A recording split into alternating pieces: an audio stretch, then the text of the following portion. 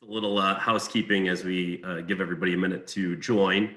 But just disclosure, today's recording or today's presentation is being recorded.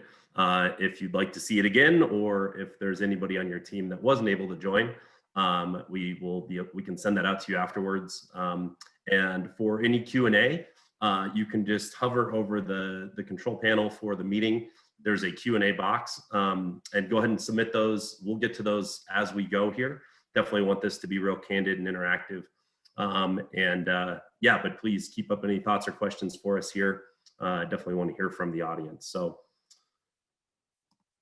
well, cool. We can go ahead and kick it off here, but just wanted to thank everybody for joining us. This is our Sanity open house. We've been running a couple different series lately. One with our partners called Last Call, and another, this one, Sanity Open House, where it's just Sanity folks, more kind of focused on our internal practices and talking about kind of trends within the industry. So as much as we love all of our strategic partners, sometimes it's our favorite thing to just talk about, emerging trends and things we're seeing, and just keep it from a high level, and then talk about how Sanity is working with a lot of our customers. So right now is a good time.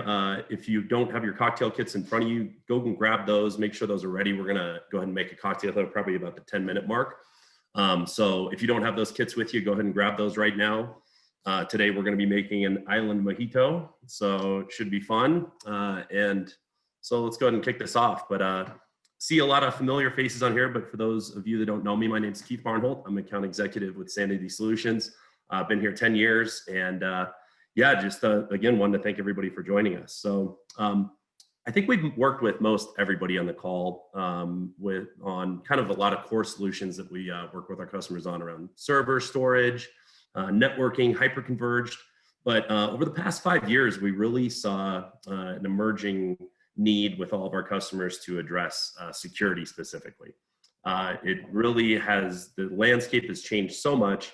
And, we'll talk about some challenges and what we're seeing out in the field, but really, because it's been such a huge space that I think that most organizations are kind of lagging in, and you're always kind of playing from behind against the players out there, we really decided to double down. And this is where we really built out our first focus practice, was within security. So we've built out a dedicated security team that you'll meet today. And really doubled down on, training and certifications, and really building out, our line card to have all the best in breed. And as you'll see, security is so multifaceted that, it takes a lot of time to build out your own internal portfolio of solutions and services to make sure that you're addressing these new threats as they evolve. So, but like I said, the customers we're working with, there's a lot of challenges that we're facing in the IT teams. The biggest one is this increase the threat surface. With the advent of cloud computing, the threat surface is always changing, and it's not just a data center where you can put a firewall and some tight security around, right? We have SaaS models, we have public cloud, and the more you extend, where users are accessing data from, both where they're getting the data from, and then also with remote work, this really changes the threat surface, and it increases the number of threat vectors that these players have to attack your infrastructure. So that was one big thing that we saw being a serious challenge for our customers. Another big thing was a lot of the legacy security tools just aren't sufficient, right? The threats are next gen, so you need tool sets that are next gen and are staying ahead of these threats, that are real time, zero time, watching these threats as they evolve and being able to pick up on those. Again, as these new threats evolve, you have to have the right tool sets, the right practices, and also the right skills for your internal team to know how to handle, a breach if something happens, because it's almost inevitable that something will happen. It's how you minimize risk and isolate that threat, and then know what to do kind of in the heat of the moment. So, and on that note, a lot of our customers are finding that it's just hard to find security engineers, and if you do find them, they don't come cheap. So to have a true dedicated SOC is not always reality for a lot of our customers. So we saw that need, and our goal was to, go find those partners with the right technologies and services that can help kind of plug those gaps, and, integrate a lot of automation and ways to get a lot done with typically limited staff and limited funds. So Sanity, like I said, built out our security practice. And we kind of took a holistic approach to security because, like I said, there's a lot of different tools, there's a lot of different threats out there. So, you know, your traditional infrastructure, data center solutions like firewalls and VPN appliances, but then, you know, looking a lot at endpoint, and then moving out, like I said, into training and making sure people know what to do in these situations, and also increasing threat intelligence. So having, you know, AI and BI working in your favor to go out and look at the network to be able to understand what's normal behavior and what's not. So with that, I'm going to hand it over to our security specialist, Danielle, and she's going to dive into kind of each of these pillars in a little bit further detail. Awesome. Thanks, Keith. Yeah, and I wanted to show this. I think that there are, as Keith mentioned, there's many of you on the line that we've been in conversations with frequently, whether it be security conversations and over even the past decade plus in other data center conversations. But we're continuing to build out our menu of services and solutions, if you will, specific to the security practice. And so I always think it's a good refresher to just share what areas are we focused on today. And as this portfolio continues to grow, we'll continue to try to share it with our customers. So rather than hone in on one bucket or area, if you will, specifically, I think it's really important to understand that we look at this from a holistic perspective. So rather than say, oh, we have a partner to address just one specific need, let's take a step back and really assess the holistic environment to making sure that we're not putting round pegs in square holes. Number one, addressing any risk or gaps that you have by starting with some type of service to understand that. Mapping back to any compliance that you have in place today and understanding what framework maps to it.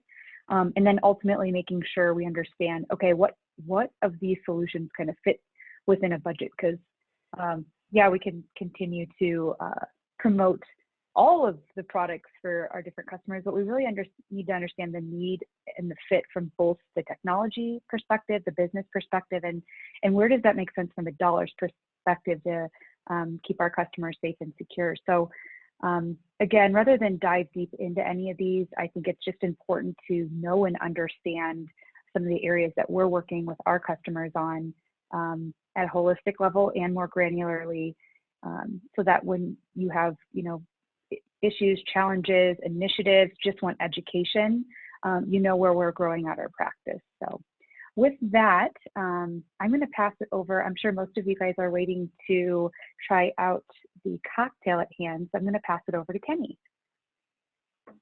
our bartender for the day. Hey, thanks, Danielle. Hey, everybody, happy Thursday, in some areas known as Baby Friday. So let's get this party started. As Keith mentioned, we're going to be making a mojito today.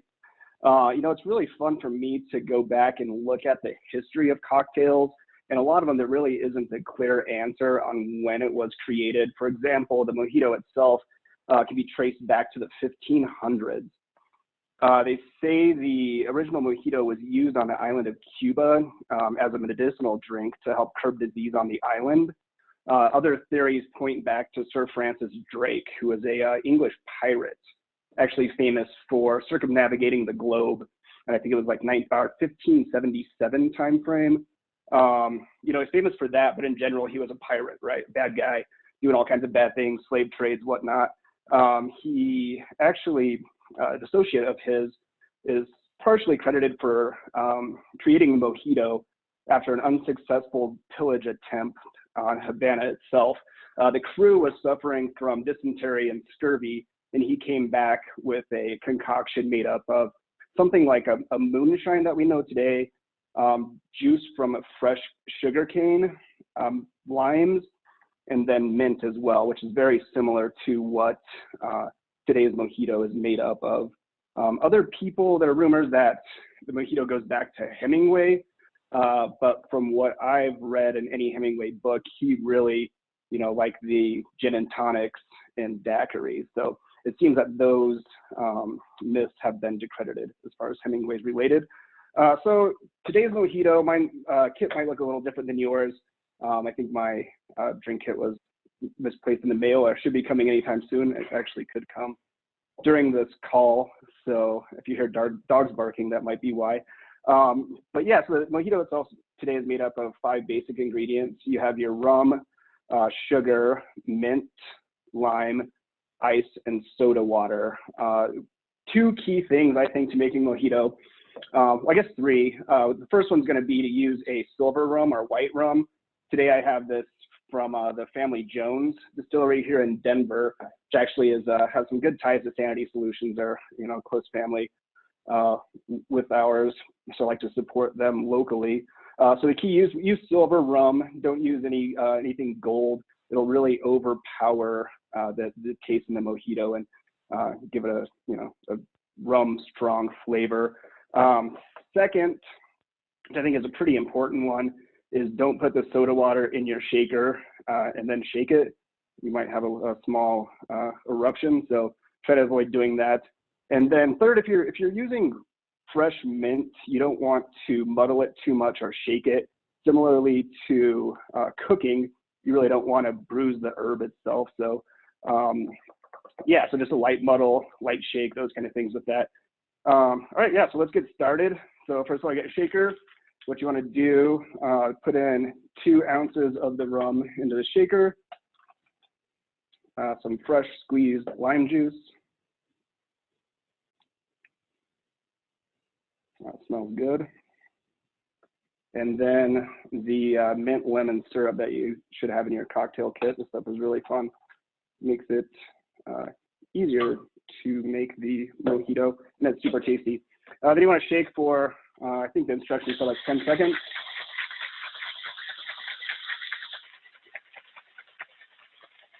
Give that a good shake. Pour it over ice.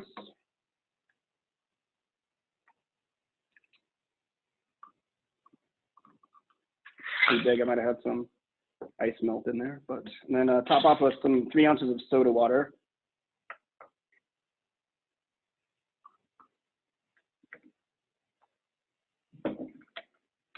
Three ounce enough. So perfect. That's it. Cheers, guys. Again, happy Thursday. Thanks for joining us, and enjoy the rest of the show.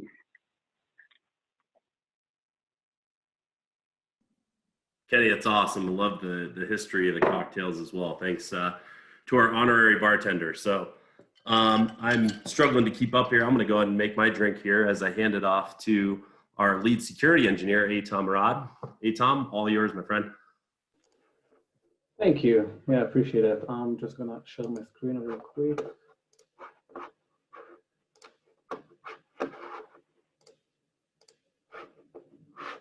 All right.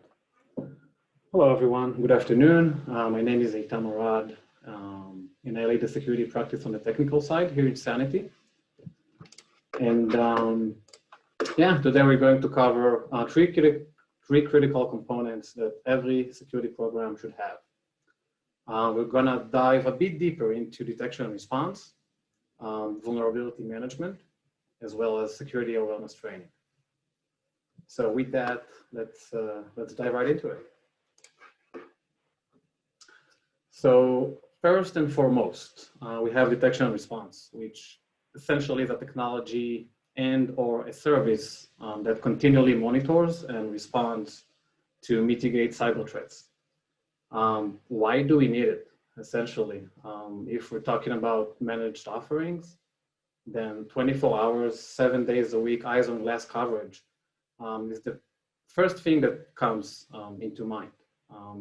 This basically means that there will always be someone that will respond to an alert or a threat in a timely manner. This is one of the biggest value propositions a managed offering has to offer, simply due to the costs of operating a SOC or even a small trained security team to provide 24/7 coverage, following Keith's inputs earlier about the cost of security engineers and everything around it. Next, we have detection, which essentially provides continual proactive monitoring and detection of threats across our entire IT footprint.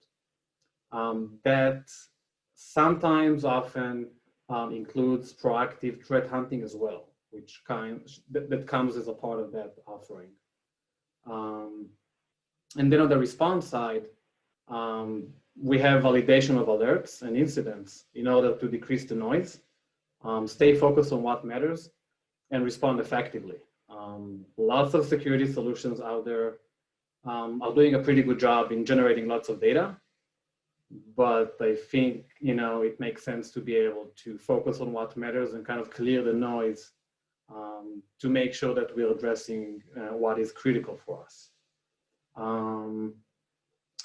Whether if an organization is using a managed or an in-house solution offering, threat triaging and containment are fundamental pieces as well.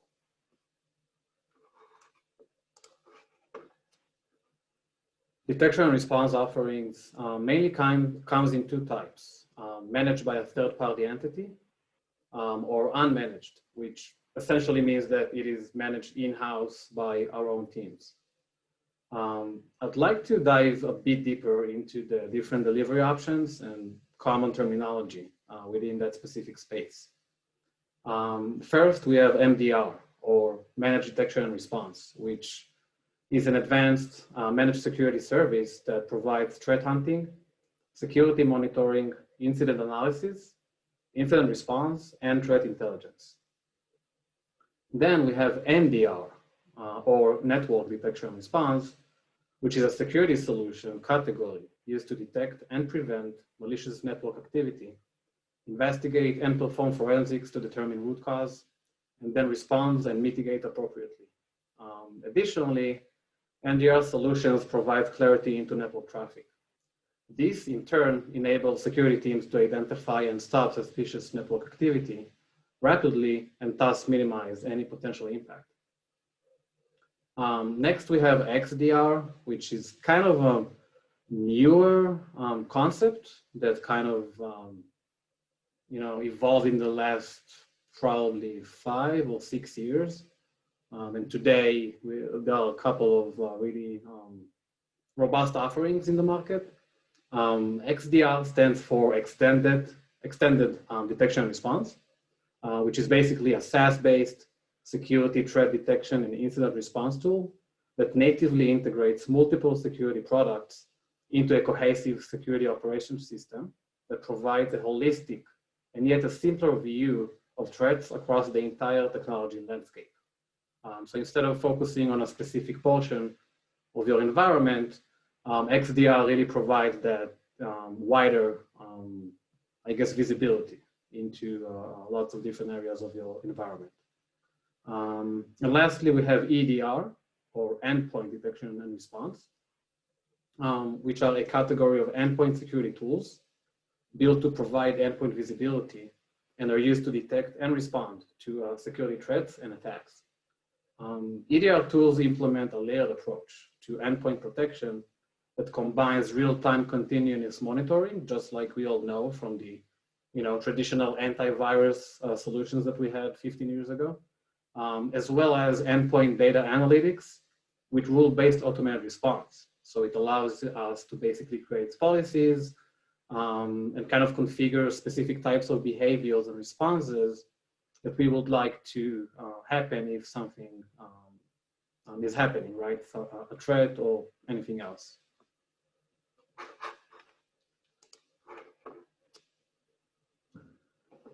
Then we have vulnerability management, which is a risk-based established continuous process or a program within an organization that is designed to address the need to proactively identify and remediate vulnerabilities. Why do we need it? First and foremost, to gain visibility across the entire attack surface by identifying and revealing any security holes that exist anywhere within your IT infrastructure, such as a software vulnerability, a misconfiguration, or anything else that could lead to any type of attack or a breach.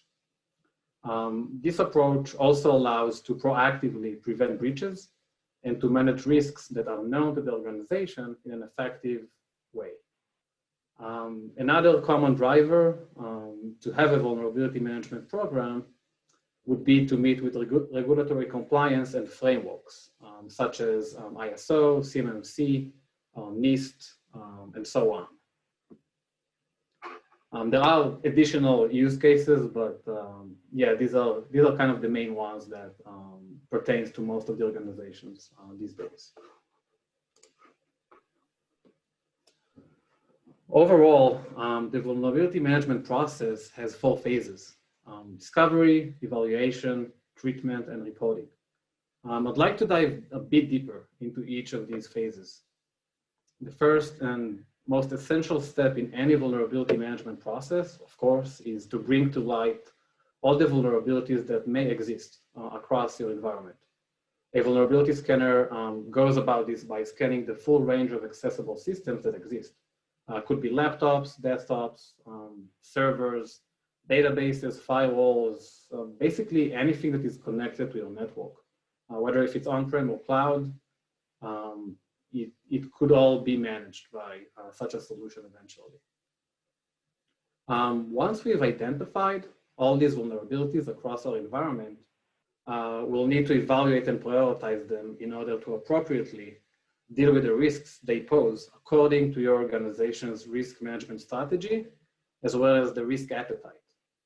Vulnerability management solutions provide different risk rating scores for vulnerabilities, such as the Common Vulnerability Scoring System, or CVSS, which essentially helps us to understand how critical a potential vulnerability is and how exploitable it is. So it kind of helps us to gain more clarity into what should be addressed first, if I kind of simplify that. After we've prioritized the vulnerabilities that we found, it's important to promptly treat them in collaboration with our business stakeholders. Depending on the vulnerability in question, treatment usually proceeds according to one of the following three paths. The first and the preferred one is remediation, which is essentially fully fixing or patching a vulnerability so it cannot be exploited. The second option would be mitigation. Mitigation occurs when remediation can be accomplished.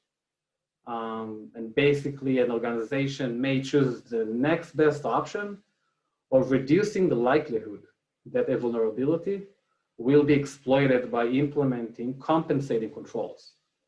So for example, if you have a Windows 7 machine that cannot be patched, right, because it's end of life, so a compensating control would be segmenting that machine on the network level. So it couldn't be accessed by the same, entities that most of the systems that are patched could be accessed. I would like to mention that, these type of solution, which is mitigation, should be temporary, and it allows, buying time for an organization to eventually remediate the vulnerability. But this shouldn't be a deterministic, approach. This is not best practice, and usually it doesn't end up too well. The third option would be acceptance. If a vulnerability is deemed low risk, or the cost of the vulnerability is much greater than it would be if it were exploited, an organization may choose to simply take no action to fix that vulnerability. Eventually it goes down to numbers. So being able to quantify what it takes, to remediate a certain vulnerability is pretty essential in that process. And then the last phase overall would be reporting. Armed with the insights needed, IT teams can identify which remediation techniques will help them fix the most vulnerabilities with the least amount of effort. Security teams, for their part, can use reporting to monitor vulnerability trends over time and communicate their risk reduction progress to leadership. Ideal solutions will include integrations with common IT ticketing systems like ServiceNow and so on, as well as patching tools to accelerate the process of sharing information between teams and just become more effective across the organization. Again, vulnerability management solution offerings mainly comes in two types, managed by a third-party entity or unmanaged, which again, essentially means that we manage it, right, in-house. Hey, Tom, quick question. Yeah, go ahead. It seems to be it sounds like such an essential thing to have a vulnerability management system in place, but how many organizations that you're talking to out there actually have a vulnerability management solution in place today? That's a very good question. Yeah, eventually it comes down to the risk appetite. But if I'm trying to quantify it, I would say maybe 50% off the top of my head. But yeah, I think it's, it's becoming more common. And I think that awareness is increasing, especially taking into the recent events into account, that we all heard on the news. So yeah, I mean, you've hit the nail on the head. Eventually.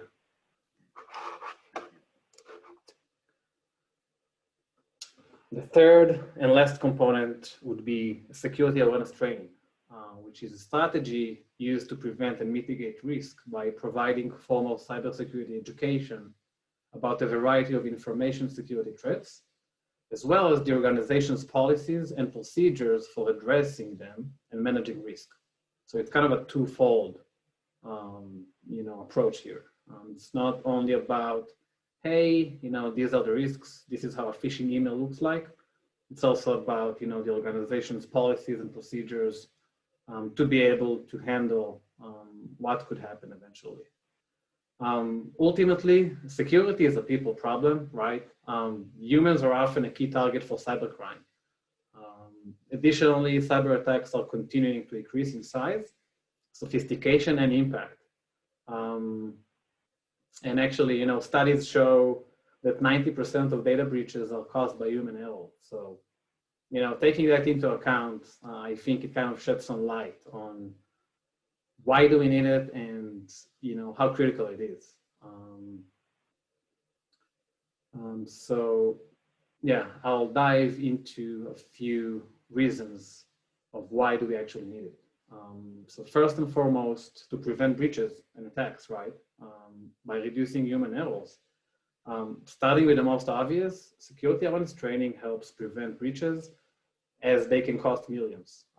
The latest attack on the gas pipeline cost $5 million in ransomware.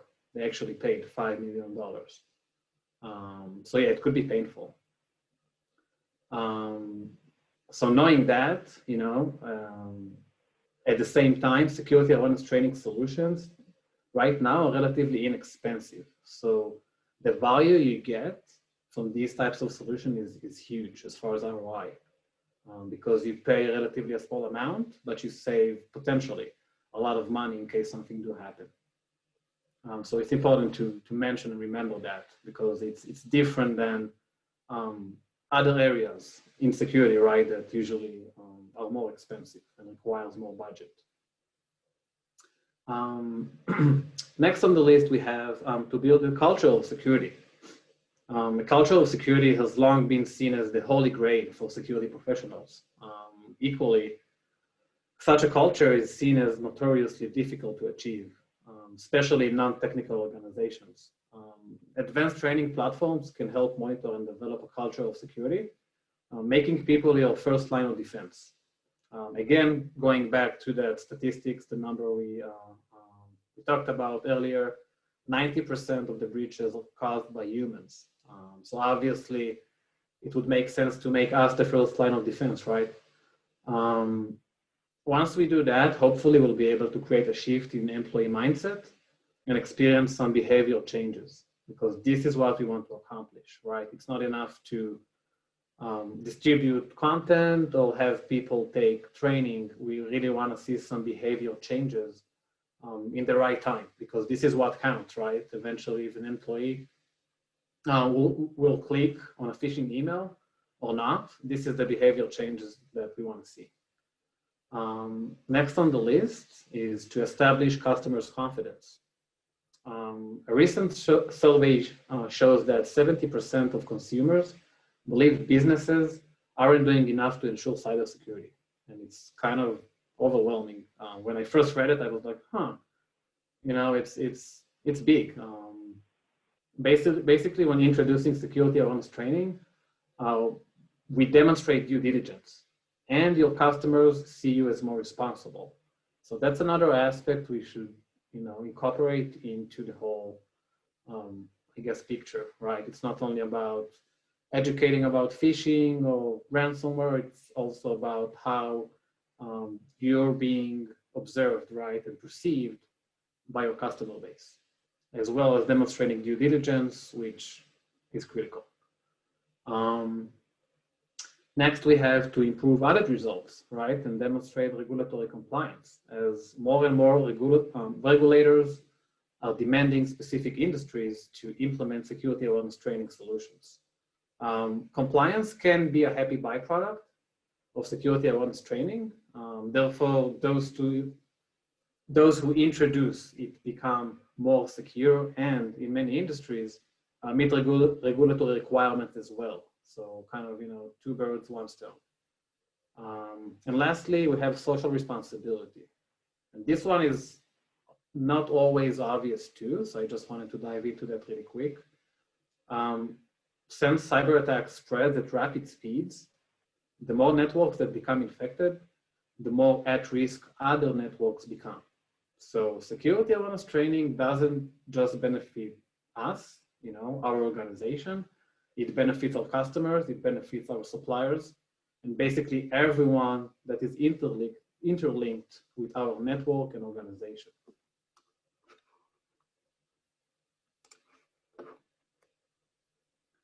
Security training solution offerings mainly come in two types as well, managed by a third-party entity or unmanaged, which is managed in-house. I'd like to also cover really quick the different delivery formats that are common within that specific space. The first will be visual aids, which is probably the most common format. This could be an email, a document, a video, and pretty much everything we use our eyes with, right? This format is consumed by the user in a passive way. So the user consumes the material and he doesn't need to do anything. Another option is hands-on technical training, which takes a more active approach, which essentially means that the user will have to go through some type or some form of hands-on training. Could be taking a quiz, it could be, I don't know, completing a certain mission, if we're talking about a gamified solution. And it basically, requires the user to kind of dive deeper and actually get his hands a bit more dirty, if you're comparing it to the visual aids option. And lastly, we have the classic classroom-based training, which could potentially combine both active and passive approaches, right? So you could have a presentation, you could have a lecture, and then some kind of a quiz or different type of activity to kind of, make sure that the message was conveyed, right? And the user did understand what he needed to understand eventually. So I hope this all makes sense. That's all I had. Thank you so much for your time. Really appreciate it. And I'll pass the mic back to Keith. Hey, Tom. No, it's interesting to hear the term culture of security. I think that's a really great way of putting it. And, the human element often gets overlooked. So there's, making sure your security team knows what they're doing, but also, all of your users knowing what to click on, what not to click on, right? There's seems to be so many different ways to go about addressing not just the technology standpoint, but the way that, your users interact with emails and with all the different platforms they have. So we hope, this was short and sweet. We wanted to provide some insight, like I said, from a high level as far as how to develop a program. Everybody has a number of different technology vendors they work with, but we're really about creating a practice, a culture of security within your organization and making sure you have those processes in place, all the right pieces of technology, but then knowing how to use them as well. So if you haven't worked with Danielle and Atom yet, we'd love the chance to introduce them and just kind of get a baseline, right? Our goal is to kind of come in and do a lot of discovery, figure out what's working and what's not, where you maybe feel like your security posture is lacking, put some assessment tools around that to go find out, like, for instance, pen testing and vulnerability assessments to find out where to focus. And then like I said, it's not just, buying pieces of technology. It's really educating your users and your staff on how to minimize risk and, get ahead of these threats. So if there's any questions, I've seen some comments come in about the cocktails and the history of the mojito here. So Kenny, thanks for the insight there. Definitely a delicious cocktail. But if there's any other questions or thoughts from anybody, now's a good time. Otherwise, we just want to thank everybody again for joining us on our happy hour, and we'll keep these going. Hopefully you hear from your account reps, but also we keep these going. So please, keep an eye on our website.